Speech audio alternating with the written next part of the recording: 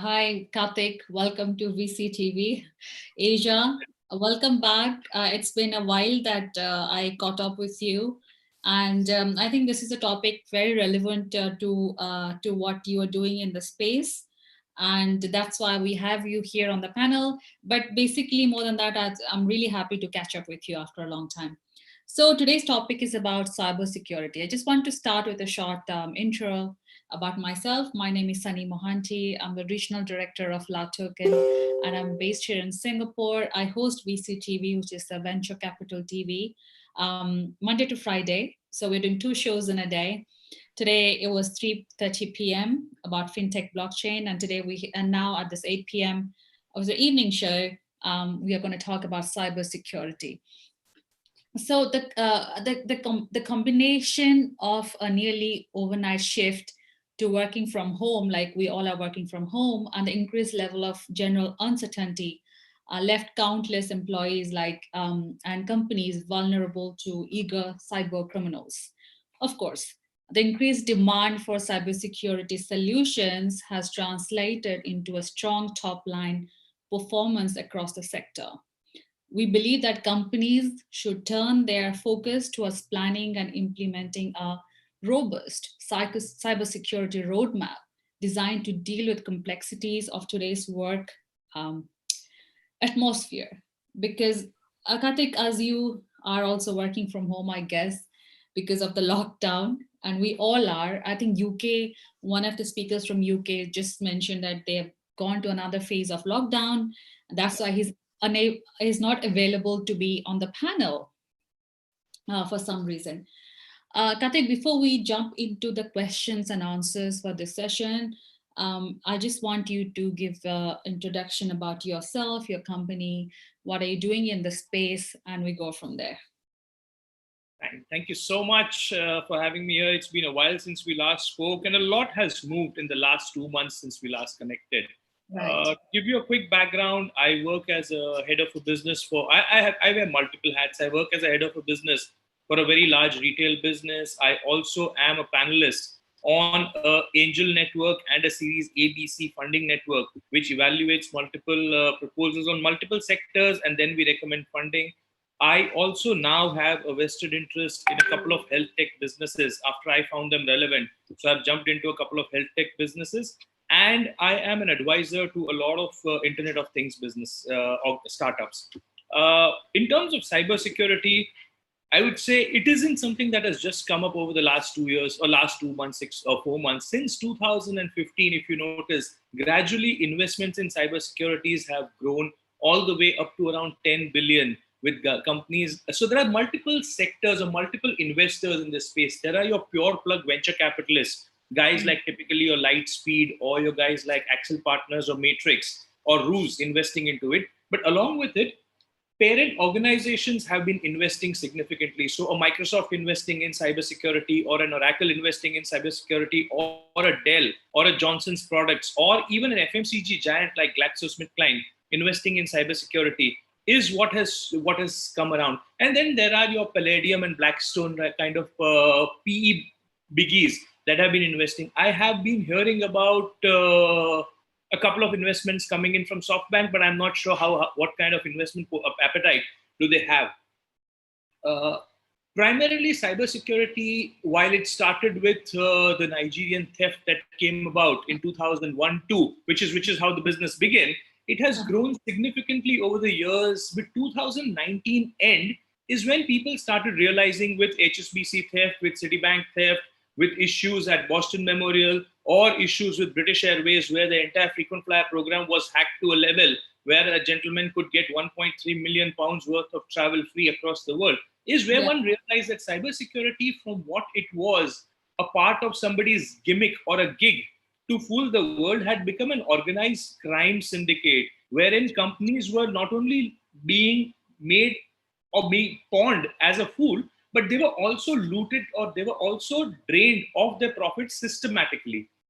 2020, with COVID coming around, with work from home, and with private networks, exposure to different data technologies, or exposure to multiple peer-to-peer and on VPN-based business networks, created reasons for cybersecurity to become a prominent, I would say, an investment, a reason for investment. Right. Information technology, healthcare, education, airlines, travel, hospitality, government administration, confidential government data, military are sectors that have been victims of private or cybersecurity. Not Yeah. all of them have invested into it. Primarily 2018-19 investments, which were typically around 10 to 12 billion dollars into the Mm. space, primarily have come in into three broad sectors. One is the financial cybersecurity, because the financial institutions were the worst affected. Primarily HSBC led the story. Huh. Second was in the healthcare space, where a lot of primary healthcare data, especially from the manufacturer space, which is the patentized vaccines, patentized drug formulations, as well as the use of artificial, or I would say artificial intelligence-led health devices, got Right. into the wrong hands, especially hands of certain Russian hackers or ethical hackers, as we call them, found way out of the business network and created a counterfeit product network in South America and in Asia, which is where investments went into that. And a lot of investments have gone into government to government transactions, government to government data security, obviously after WikiLeaks and Snowden's exploits. But Yeah.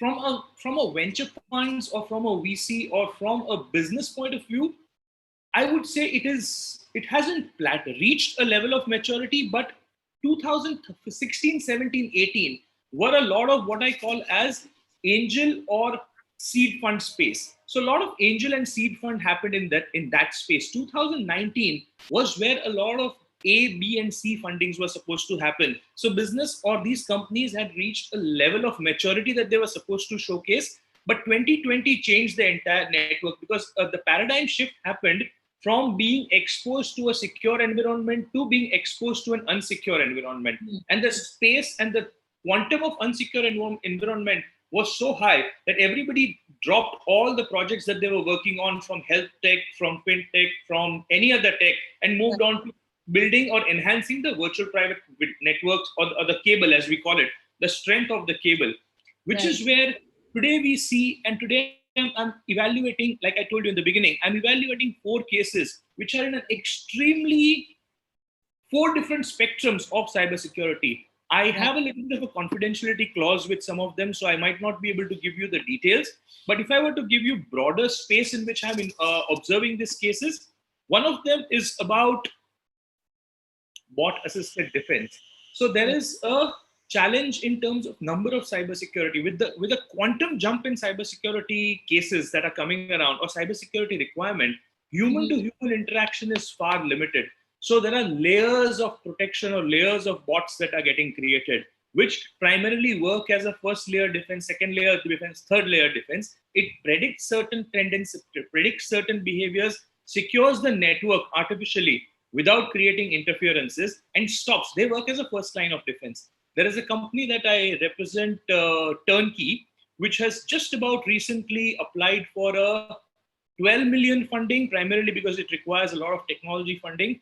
Uh, we are in the process of securing or closing a 6 to 7 million deal for them in a Series A. So it's a Series A funding. Obviously, they've invested their own money. They've reached what I call as a proof of concept on a private network. They've already shown the tendencies. But to see the result of a network, or to see the result of a product of this nature, one needs to expose it to the worst. I mean, I need to expose them to the worst of the weathers. And if I have to expose them to the worst of the weathers, I need to seep them into a lot of large traffic networks or large traffic pools, which would require funding. So that's one case that we are working on.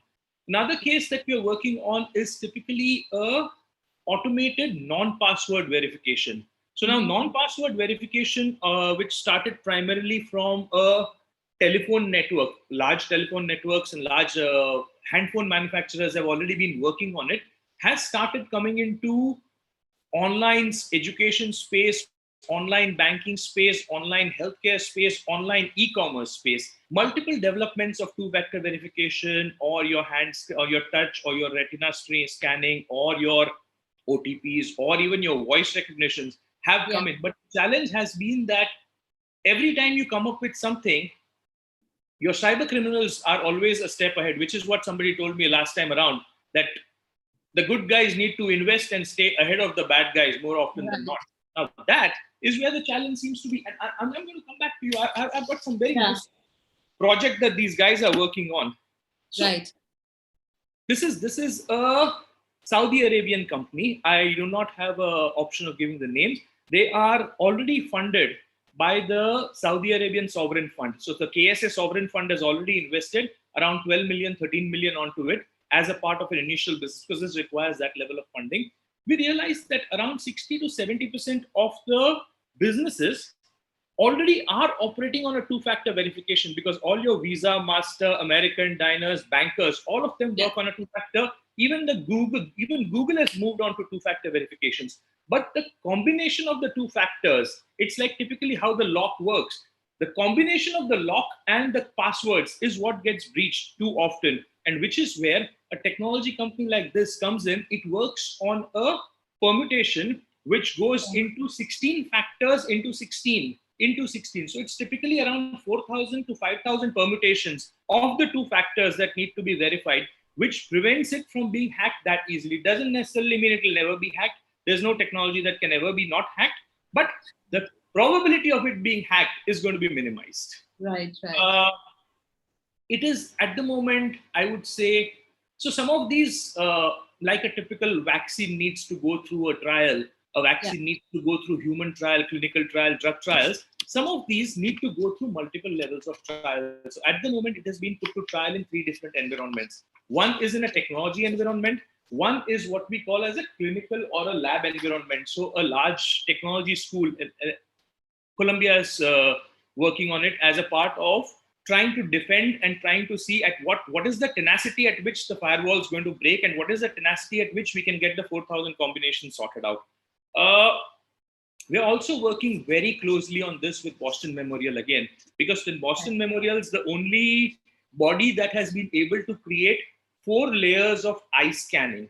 So eye scanning, retina scanning is one of the technologies that this involves, because it involves a lot of financial transactions. Right. So Boston Memorial is the only institute that's been able to do this for a while. Obviously, this is going to require, to even get a case in on the document with Boston, it's going to require a lot of funding, which is why a project of this nature requires significant amount of funding. Yeah. So with that being said, I just want to know what kind of technologies are playing behind this So space. now, a yes and a no, and I would be as brief as I can be, but this is something that excites me the most about this is, and I'm not a tech guy, to be very candid. I'm a businessman. Right. Uh, Collaborative filtering, Mm-hmm. layered AI ML, and Right. factor matrices is what works. So factor matricization is what works. So typically, let me give you a perspective. And that is what I was coming to in my next is the next project, or the next project that we're working is typically an anomaly behavior detection.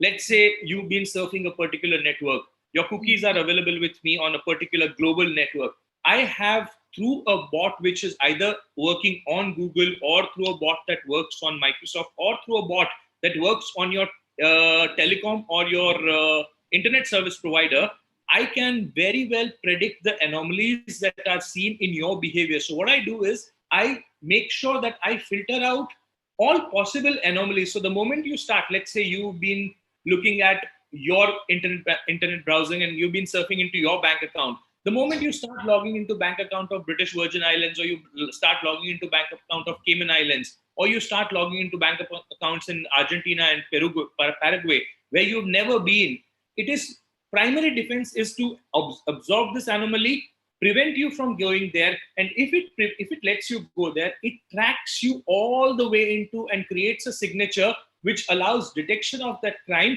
and reporting of this crime. Now this requires a lot of GDPR compliance, because we are getting into intense privacy breach at times. When I try and get into where you are going and why you are going and trace your path back, it requires not only a cookie placement, it requires understanding of your entire web journey, creating a parallel heat map of it on an artificial network. So this does not only requires anomaly behavior detection, not only requires what I call as funding, but it requires a lot of government to government support because you're trying to get into very deep and intense learning. But Right. cybersecurity, if you're getting into classified information space, cybersecurity has been getting that level of support and that level of awareness. More importantly, anomaly behavior detection helps an organization. So let's say if I'm a part of an organization, I am working in the finance function. I have no reason, no right to get into the HR file of the organization, even though I am a hacker, or I have no reason to get into a sales data or a P&L of an organization. So it necessarily observes my anomalies. It stops me from going there at a first level of defense. And if I'm able to breach that and defend and go there, it creates an exception reporting, which allows either my supervisor or my chief technology officer to understand that this level of anomaly was Yeah. observed. Banking Okay. uses this in a very different manner. I've just finished a project on Standard Chartered. Now, I might not be able to give you further details on that, but Standard Chartered has been one of the victims of a lot of credit card defaults. Right. And Visa provides a credit card frauds. Visa provides a cybersecurity suite, but Mhm. considering that Standard Chartered has a very limited Visa and a very strong MasterCard network, it did not go into or it did not go into subscribing that. So they have built a bot which looks at geolocation versus spend versus average purchase versus transaction. So it does typically what we call as collaborative filtering. If Karthik lives in Dubai, Karthik monthly spend is $16,000. Karthik spends on food, grocery, this. Karthik spends only on this site. If suddenly Karthik goes to ASOS and buys a 5,000 pound artifact, it is going to not only not authorize the transaction, it'll put a bot onto action where it will take it to a human being, and a human being is going to call Karthik in less than 30 seconds that Mr. Yes. Bhatt, have you used your card for this activity? And until unless that is authorized, that transaction will not get processed either at the bank's end or at the e-commerce service provider's end. So that Right. level of security is what Standard Chartered is just about subscribed to. So that Okay. is again an anomalous behavior detection that we built into. I Yeah. have one more case that I wanted to show you, which I is just want to add something here. As an user of a bank in Singapore, I have just realized when I change my laptops and I try to log into my bank account, I get alerts both as an OTP on my phone and email, like you are trying to log into your account from a different IP. Absolutely, absolutely. So see, so, that is again an anomalous behavior because let's say your computer has a particular IP address. The bank account, which is your credentials, are mapped to particular IP, which is what even Netflix today does. If you look at Netflix or Amazon Prime, if yeah. you try and access that device or access that network through the fifth IP, it blocks you, says that you already have exhausted the number of IPs that can log into this platform. So Right. exit one of the IPs. Yeah, I think And I remember. That's correct. Yes. so cybersecurity is, even if you know parental controls on certain platforms, which is typically the net nanny, is also one of the routes to cybersecurity. And that level, which is what we call as the network of the networks. The network of the networks is typically, I have put a net nanny to protect my children from being bullied or from getting exposed to certain content. Now I have a 14-year-old girl. I don't want her to get exposed to a lot of content.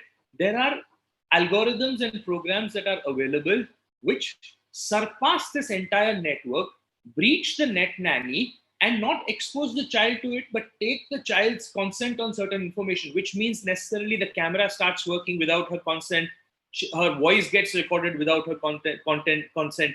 So, which Yeah. is where the network of the networks works primarily in trying to make sure that the moment I put a net nanny the moment I put a net secure on, that device is completely isolated of any further content, which is typically what we do in airplane mode. The moment you put an airplane mode on, any Yeah. other, so it used to be content filtering in the past. Now it is, along with content filtering, network of network brings device isolation. So it takes away everything apart from an IP protocol and an internet connection. Everything else is wiped off the network. Okay, Karthik, I'm conscious of the time. I understand you have got another meeting. So tell me, when it comes to cybersecurity space, how do you categorize startups into various, like, startups offering what, like what different segments they fall into, and what kind of investments, what stage of investments have you seen this year?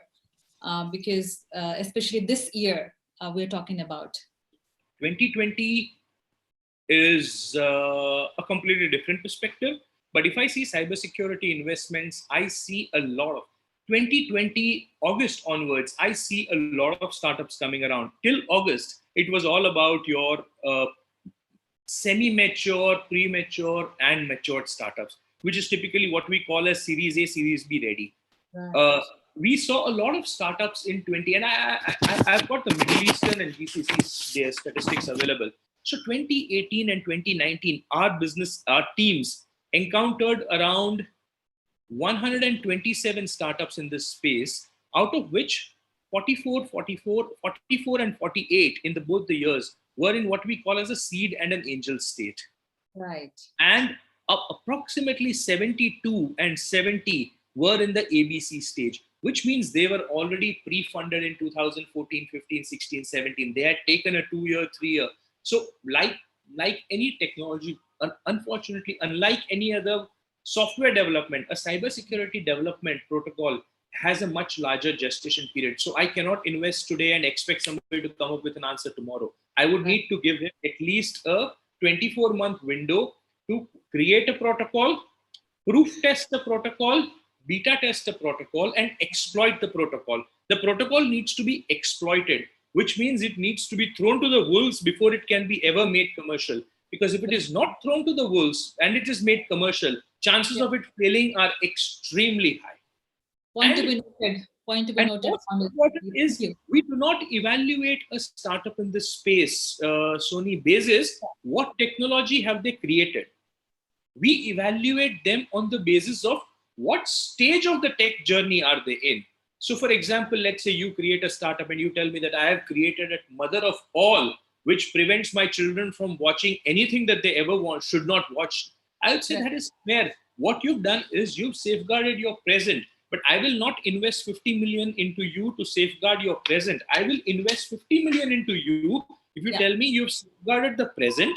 You have 90% maturity in my 2022 technology, you have 60% maturity into 2023 technology, and you have a whiteboard vision of a 2025 challenge. Only Right. then I'll invest in you, because this is fast changing. By the time your software hits, or by the time your security protocol hits the market, your hackers would have come back into the market with double the venom and double the force, which is what Bitcoin did. While I'm not a Bitcoin expert, I have seen organizations paying millions on Bitcoins to get the ransomware out of the network. That's true. So we Point. evaluate technologies on that. We evaluate companies basis. This is pure plug and play technology. This is not where we look at how passionate. In my typical pitches to investors, I say how passionate the businesses are and how good the guys are and what kind of energy they bring to the table. Unfortunately, it doesn't work here. How geeky they are in the technology space, how well versed they are in the technology space, what is the level of technological prediction and forecasting that they are able to do. Right. Are they good problem solvers? Are they nimble footed? Are they ready to create? Most technology platform guys feel very satisfied when they do a and B testing and they said, we have done our job. You typically need to do A to O testing. You need 13 to 14 prototypes, unless you see those prototypes operating in the market and you see them being hacked, you will not be able to go out again. So you need that level of developmental skill, that level of patience, and that level of gestation time involved in the business. In terms Right. of size of funding, uh, unfortunately, here there is no brother, father, mother, and friends funding. It doesn't work. Nobody Doesn't. would fund this because it's impossible. You would need typically an angel to be funded by nothing less than, I would say, a million and a half. But Mm. in your level two level, which is typically a A or a B, you would Right. need to go up to as high as 8, 9, maybe even 15, 16. And as you hit commercial maturity, which is Right. where you are getting a, let's say, I am a small startup. I have Mm. a project pipeline with HSBC, Citibank, and American Express buying my technology. The moment I have my technology, they will never fund me. They would only do a LOI, or they would do a LOT, which is a lead of terms. Yeah, Yeah. yeah. They would say that I might be interested in your technology. It doesn't mean I'll buy you. I might Right. just be interested. That gives me a 50, 60, 100 million funding platform required to commercialize my idea into a technology, which Oh, is the layers that it goes into building it. Because what I have is a scale model. Now, right. what scale model I have, no bank is going to take a model, or no financial institution is going to buy a plug and play cybersecurity model and paste it. So they would need layers built into it, and they would have their own cybersecurity protocols that need to be complied, which is where investments will go. And Right. a lot of Perfect. money will go into regulatory compliances. So yes, anywhere between by the time I've reached a Series C, I would Mhm. have funded the business at least 15 to 16 million. If it is a European or an American client, if it is an Asian client, I would have gone into at least 8 to 9 million. And that's primarily the cost of technology and the cost of people that go behind it. It's purely the maths that we use. If it's in Asia, how much does it cost? If it's in the US, how much does it cost? Wow, that's quite a difference. And So why yeah, is that's how why this what is works. that difference? I mean, is there any reason for this difference? No, so I'll tell you, it is about the accessibility to technology and the scale of the market. Everything at the end would balance out to the purchasing power parity. Hmm. Everything balances out to a purchasing power parity, which is why what most of the businesses and what we encourage is we start a series A into the Asian subcontinent, or a seed into subcontinent. We take the seed, we let it grow into A in Asia or Pan Asia. We take it into, when the moment it reaches Series C is when we collaborated with some of the larger boys. Right. We've not reached, I have a disclosure, I have not reached at the moment a cybersecurity company which is into Series C, which is at a collaborator stage. No. The funds that, or the companies that I am at the moment talking about, are at A or B. Right.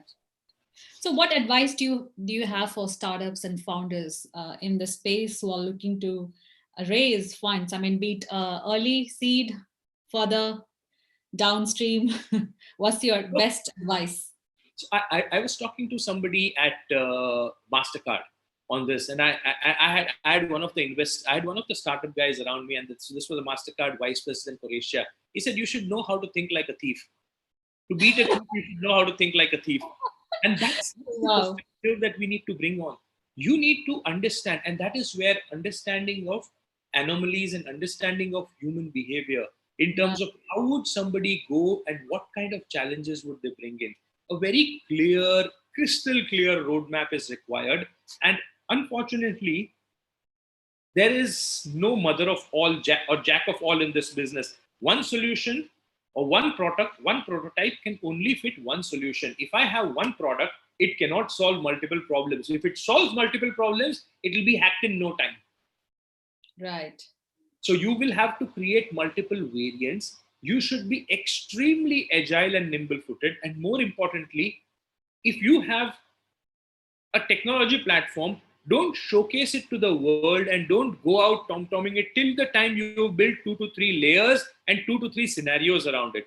Your 2020 technology is not relevant till the time you have a roadmap till 2025 or 2026, which is what most of your, in the past, most of the antivirus companies, which are now obviously defunct, most of the antivirus companies used to do is they would have a 2030 antivirus ready, and they would release a 2021 model. Or when That's true. Intel used to do, Intel used to prepare and used to have 8 teams working 8 years ahead of its time. So there's a 2020 team, there's a 2021 team, there's a 2022 team. All of them are working on different technologies. Only then can you survive. Right. Wow. Such so much information that I wasn't aware of about cybersecurity. Thank you so much, Karthik, for this. I know that you've got another meeting. So before we close the session, it was like a fireside chat. Thank you so much. So what's your closing remarks for the session So and feedback uh, about CCTV? outlook on this is it's only going to grow. Okay. Outlook in this is there's going to be a massive investment. Outlook on this is going to be the patient guy, the guy with deeper pockets, and more importantly, the guy with a vision is likely to win. For investors, it's about gradual evaluation, deep evaluation, technology, big data, AI/ML. AI/ML is also getting passe. Deep learning is where this is going to go into, considering that you're talking about millions of cases and deep penetrative cases. Compliance is necessary, and the big boy is government to government funding. The moment you have a government to government client available, you're Yeah. sorted for 10 years. So founders, there you go. You have the right Thank you so solution for that. much for having me. Unfortunately, I need to go. I have a board meeting, but have a Sure. lovely day. And I really want to see you back on our panels, upcoming panels. And Carol is going to send you the agenda for this month and coming months. And I'm definitely going to have you back. And thank you so much for your time. And take care and stay connected. And I'll see you soon. Take care. Bye-bye. Bye. Take care. Bye-bye. Cheers. Cheers.